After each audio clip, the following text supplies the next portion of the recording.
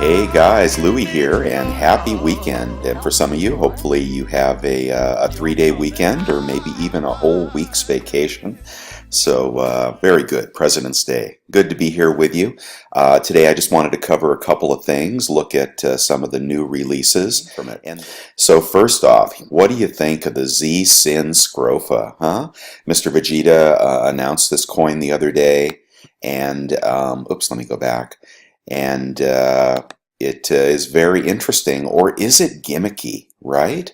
So here is the Scrofa, the third release in the Z-Sin series from the Comsco Mint, and the BU portion, I'm not sure why they're illustrating it here like this. Of course, it is a silver coin.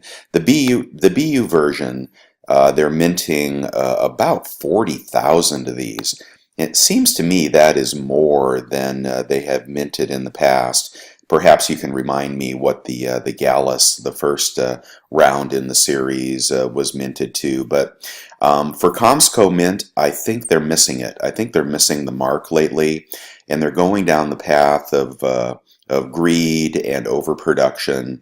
And they did have the hot hand, but I think they're about to jump the shark. Right? 40,000 of the Scrofas are not going to sell. So if you're going to buy the BU Scrofa, the third release in the series, don't buy a monster box, okay? I think they should have reduced these mintages. Now, in regard to the Ghost coin, so yeah, I wish I had paid attention to the email when these came out. I didn't realize that there was a one-off called the Ghost. Now these, I believe, were released initially at around $28, maybe for a short period of time at APMEX, if I'm not mistaken. And now they are out of stock. This is a little bit goofy. This is the Scrofa who can summon ghosts to help her defeat her warrior, defeat her opponents. In this silver edition, which for some reason they want to show the illustration and not the actual coin. But in the silver edition, they're going to have a little image of her ghost appearing in the coin. They're going to do 10,000 of these, which is that is a lot of rounds. And now that they're up in the $40 range, I don't think they represent a terribly good speculation opportunity. But had I got in around 28 to 30, I would like to have a couple of these for the curiosity factor. But what do you think about the Comsco Mint? Did you know that they're doing privy coins? And now they're doing kind of these gimmicky releases, multiple variants on all of their offerings. And I'm not even sure what's next, but for me, the Comsco Mint has jumped the shark. Too many rounds, too many coins, and getting too cute with the offerings. Comsco, if you're listening, what we want is low mintage, original series. We don't need a lot of gimmicks, because this will be hot today, but God knows what this will be in a year, as opposed to a release like a 5,000 minted series. Something like that is much more interesting. So there is the Scrofa, and I missed it, but if you got some, let me know. And if you're planning on flipping those or keeping them for the Gallus series, I'm sorry, for the Z-Sin series. I'm not sure about the Z-Sin series, honestly. And at 40,000, I don't think they're going to be rare by a long shot. But kind of cool to get a ghost in your silver, hey? Okay, hold on one second. Okay, I'm back, and another recent release, which frankly I missed, but I think I'm going to circle back and pick up, is the colored Germania coins. Now here is, I can't expand it, but John RMS recently unboxed his, and he was wise enough to pick up each of the red, blue, and multi-metal offerings from the Germania Mint, which sold out at the Berlin Coin Show. Now, as you know, the Germania Silver is a sellout. And some of us have that. It's a beautiful coin, well done, well designed. They have come out with these 500 mintage Let me see if I can get a bigger shot of this Space Red Germania. They've come out with a release of a enameled version. I won't even call it colorized. I would call it enameled. Very creative, very beautiful.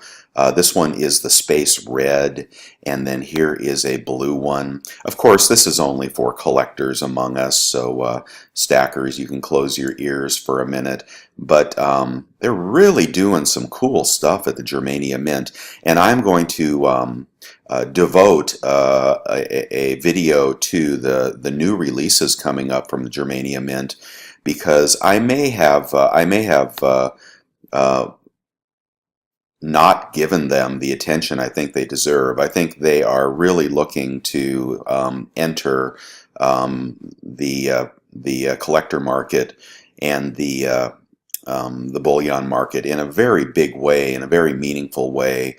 Yeah, I'm going to be taking a closer look at the Germania Mint in the future, and I have secured a red one, and it's flying over to me right now from Germany. So look forward to unboxing that when it gets here, and they are pretty pricey, but the 500 mintage releases I will always be interested in, but more so to give you information on how to jump on the next series before the prices escalate and they get away from you.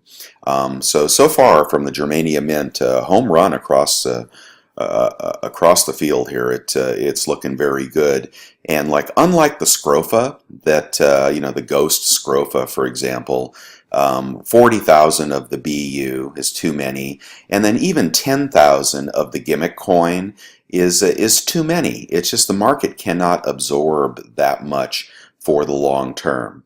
But a release of 500 with a beautiful design, and hopefully under $100. I'm interested in that. I really am. And I think we ought to give Germania Mint a closer look in the future. Okay, let's get back over to Gainesville. And I had to leave the Gainesville site because they are not offering the Germania Mint products at this time. So the moon landing. This is not the moon coin that we all bought from the US Mint, but those are selling well, and I've sold quite a few of the coins I purchased. Some are completely sold out, like the 5-coin set, and some are on back order. I still do not have and have not seen in my own hand the 5-ounce version, but premiums remain strong on those, and I look forward to getting them in May, I suppose. So that's very cool. They also had the platinum release. Let's see, it was platinum, right? Yeah, and of course there were too many of those. They did not sell out, so that would have been a pretty poor investment from the US Mint. All right, so what I wanted to look at here, hopefully I caught a couple of the latest offerings. Oh, and the Simpsons coin. I don't think they have any of those here either. Hold on. All right, Gainesville Coins did not have the Simpsons in stock, but as you know, there are the 3 coins, the BU, the colorized 2-ounce, and the donut. I won't go on about these except that the donut is sold out. The BU coins are being dribbled out little by little. There are 25,000, so I think there's some inventory still yet to clear.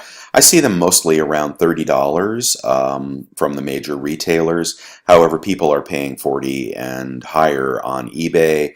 And when the 25,000 are completely gone, I think the BU coin will be a solid $40–50 piece of silver. The donuts are sold out in all categories at the Perth Mint and everywhere else, and they're bringing $110, $120 on the aftermarket. A few days ago, you could have bought those from Perth Mint for $75. Free shipping at Perth Mint if you buy more than 400, and I did buy a few of these donuts for resale opportunities. Okay, so glad I did. Loves the Simpsons release, and you can still get, like I said, the BU for around $30 if you're missing that one for the ongoing series. So yay Simpsons, okay, and it's colorized coin, but I do like this release a lot.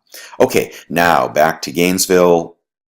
While I'm here, I thought I would take a look at the silver spot chart. This is here we got a couple 3 months of activity on the silver spot chart. I was getting ready to re-enter this market for purposes of writing some covered calls, and I was looking for roughly right around 1550, something like that, to re-enter, and it was like 3 cents short of my entry price, so I did not. And now prices have spiked back up a little bit to 1589. So yeah, we expected a pullback, and I'm not sure that we're going to get it. You know, there's definitely going to be a lot of volatility, but again, I'm looking to buy silver on a pullback and re-up those covered calls that I write. So still waiting for a better entry point. I am not going to chase it. I'm just going to be patient. With any luck, we'll get back down to 1550 or maybe lower. But I think somewhere in this 15 to 1550 area represents an excellent entry point for the next move. And of course, there could be a lot of volatility up and around the Brexit vote, right?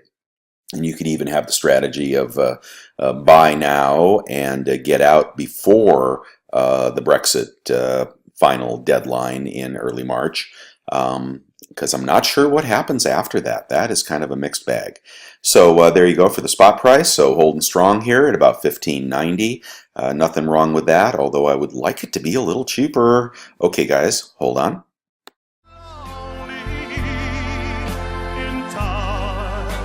Twee verschillende mensen.